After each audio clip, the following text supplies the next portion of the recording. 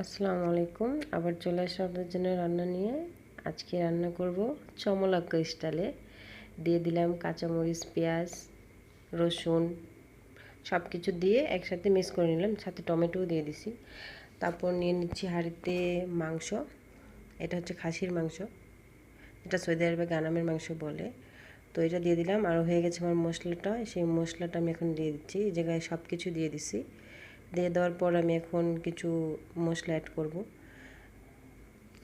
সেগুলো দিয়ে ভালো করে মিক্স করব, যেমন ধনিয়ার গুঁড়া, হলুদের গুঁড়া, তারপর দিয়ে দিছি মরিচের গুঁড়া 6 চা চামচ, তার সাথে দিয়ে দিব ধনিয়ার গুঁড়া, দিয়ে তারপরে দিয়ে দেবো আদার গুঁড়া, যেহেতু আদা ছিল না তো আদার গুঁড়া দিয়ে দিচ্ছি, দিয়ে লবণ দিয়ে দিব, আর দিয়ে দিব তেল।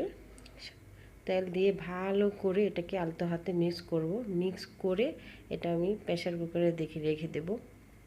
ভালো করে মিক্স করব। যতটা মিক্স করবে অনেক সুন্দর একটা ঘ্রাণ আসছে। ঘ্রাণ শুনে তো মন চাচ্ছে কাঁচাই খেয়ে ফেলি। অনেক সুন্দর একটা লোভনীয় ঘ্রাণ আসছে। তারপরে এটার ভিতরে পর্যাপ্ত পানি দিব, দিয়ে আমি কয়েকটা কাঁচামরিচ উপর থেকে দিয়ে দিচ্ছি। তারপর প্রেসার কুকার দিয়ে দিলাম। আর এটা হচ্ছে ফাইনাল লুক। আমার রান্না কমপ্লিট, একদম পারফেক্ট, ভালো মতো কুক হয়েছে।